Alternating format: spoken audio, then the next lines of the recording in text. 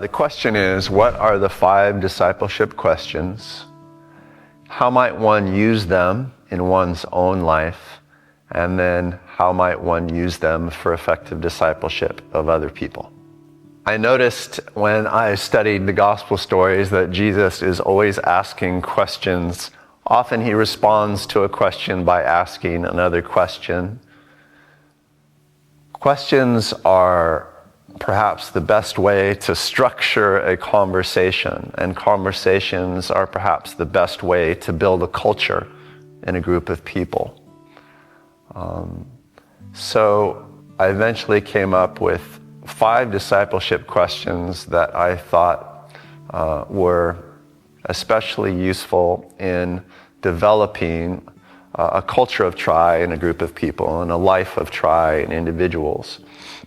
These are questions that remind us to think about the things that the Lord is guiding us to do or challenging us to do.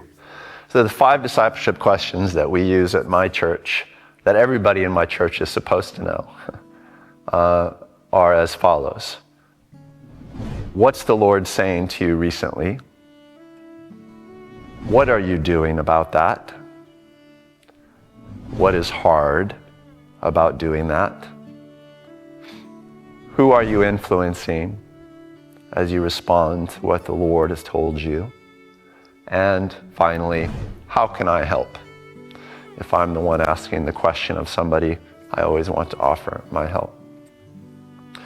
When you ask the first discipleship question, what's the Lord saying to you recently? You automatically force the person to consider what it is that the Lord is calling him or her to do. This is a great way to build a culture of try because it brings to attention what the Lord is inviting you to try.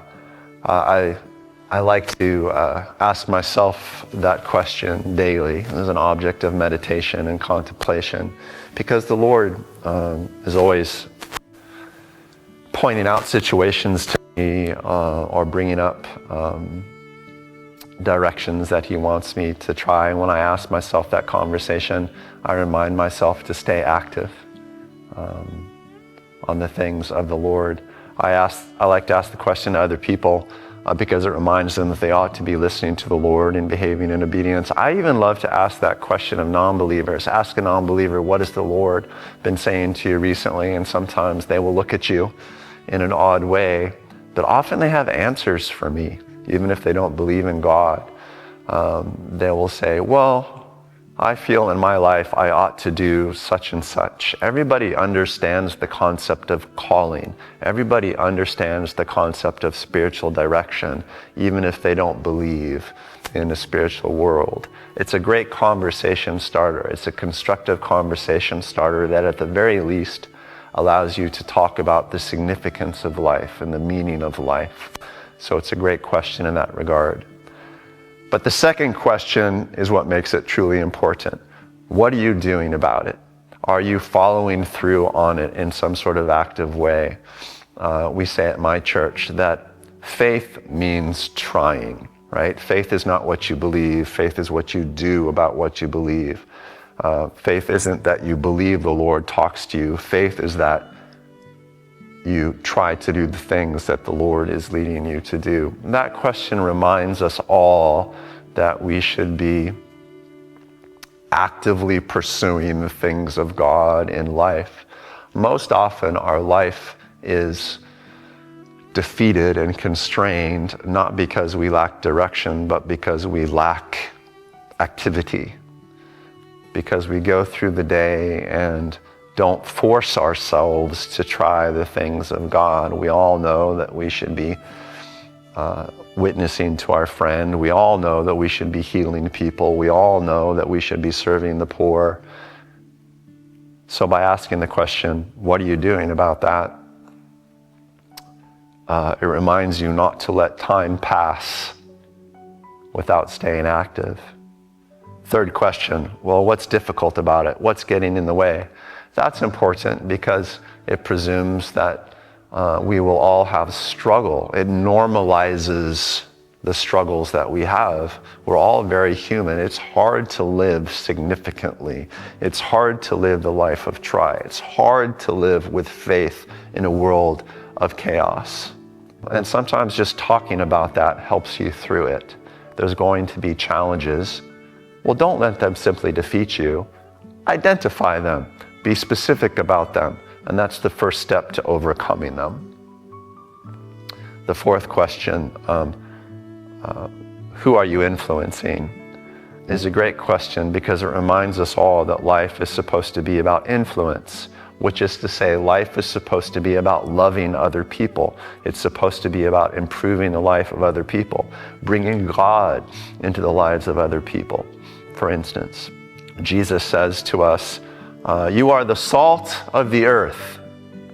But if salt loses its saltiness, it's good for nothing except to be thrown out. Life is short on this earth, and the point of life is to be as influential as possible, to be flavorful, salty. And if you forget that, then you've missed the entire point of life. And so that simple question, well, who are you influencing today? Who are you influencing this week? Whose life are you developing? It's a question about living honestly our mission with God. It sounds simple, but it's incredibly significant. And then the final question, how can I help?